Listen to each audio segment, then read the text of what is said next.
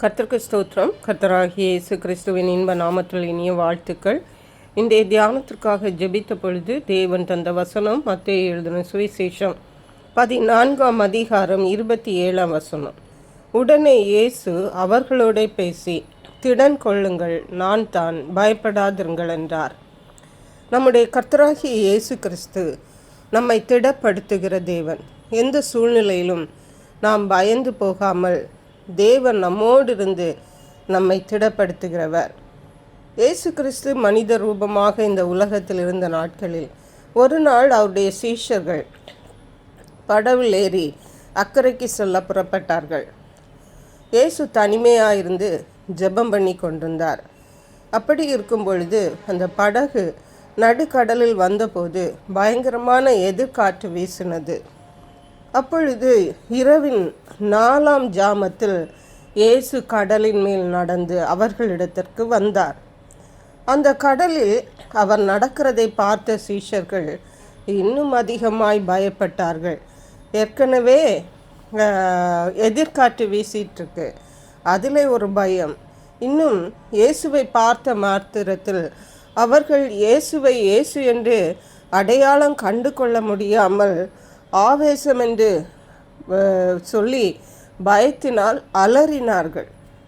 உடனே இயேசு அவர்களோடு சொன்ன வார்த்தை தான் இது, திடன் கொள்ளுங்கள், நான் தான், பயப்படாதிருங்கள். ஹல்லேலூயா. இயேசு வந்த இடத்துல பயத்திற்கு இடமே இல்லை. இயேசு வந்த வாழ்க்கையில் திடன்தான், பயமே இல்லை, தைரியம்தான். அருமையான கர்த்தருடைய பிள்ளைகளே, இன்றைக்கு நாம் பலரும் நம்முடைய சூழ்நிலைகளை பார்த்து பயந்து கொண்டிருக்கலாம். இன்னும் அநேக வேளைகளிலே கர்த்தராகிய இயேசு கிறிஸ்து நம்முடைய தேவன், நம்மோடு இருக்கிறார், நமக்கு உதவி செய்ய இருக்கிறார் என்பதை கூட இந்த சீஷர்கள் போல அடையாளம் கண்டு கொள்ளக்கூடாமல் இருக்கிறோம். இயேசு கிறிஸ்துவை விசுவாசிக்கிற நாம் ஒவ்வொருவரும், இயேசு கிறிஸ்துவை தொழுது கொள்ளுகிற நாம் ஒவ்வொருவரும், இயேசு கிறிஸ்துவை சொந்த இரட்சகராக ஏற்றுக்கொண்ட நாம் ஒவ்வொருவரும் தெரிந்து கொள்ள வேண்டியது என்னவென்றால், திட்டமும் தெளிவுமான காரியம் என்னவென்றால், அவர் எப்போதும், இயேசு கிறிஸ்து எப்போதும் நம்மோடு இருக்கிறார். நாம் துன்பத்தின் வழியாக நடந்தாலும் அவர் நம்மோடு கூட தான் இருக்கிறார். நாம் இன்பத்தின் வழியாக நடந்தாலும் அவர் நம்மோடு கூட தான் இருக்கிறார். ஆகவே இந்த சீஷர்கள் நடுக்கடலிலே எதிர்காற்றிற்கு பயந்த பொழுது இயேசு அவர்களோடு கூட இருக்கிறார் என்பதை மறந்து போய்விட்டார்கள். அதே போன்றுதான் நாமும் இயேசு நம்மோடு கூட இருக்கிறதை மறந்து போகிறோம்.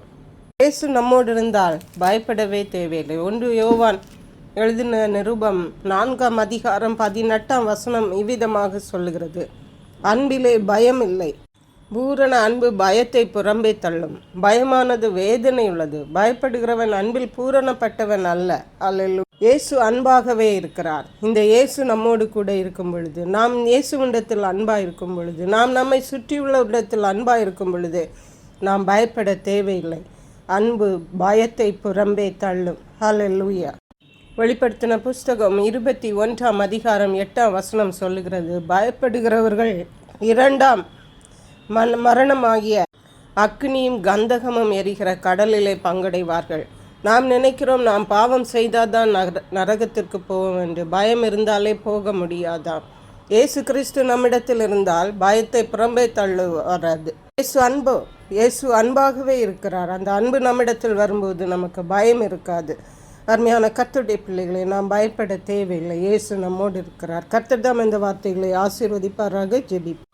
எங்களை கிருபை நேசித்து பாதுகாத்து வழிநடத்துகிற எங்கள் அன்பின் தகப்பனை, ஆசீர்வதிக்கப்பட்ட இந்த நல்ல நாளுக்காக நன்றி. இந்த நாளிலும் பயப்படாதிருங்கள், நான் தான் என்று சொல்லி சீஷர்களை திடப்படுத்தின தேவன், இந்த சத்தத்தை கேட்கிற உடைய பிள்ளைகள் ஒவ்வொருவரையும் நீர் திடப்படுத்துகிறபடியால் நன்றி. நன்றி பரிசுத்த ஆவியானவரே, துதிகன மகிமை மக்கை செலுத்துகிறோம். இயேசு கிறிஸ்துவின் இன்ப நாமத்தில் ஜெபிக்கிறோம் எங்கள் அன்புள்ள பரமபிதாவே, ஆமென். இயேசு கிறிஸ்துவின் சுவிசேஷம் ஒவ்வொருவரையும் சென்றடையும்படியாக இந்த செய்தியை உங்கள் நண்பர்களுக்கு அனுப்பி வைக்குமாறு தாழ்மையுடன் கேட்டுக்கொள்ளுகிறேன். கர்த்தர் தாமே உங்கள் அனைவரையும் அபரிதமாய் ஆசீர்வதிப்பாராக.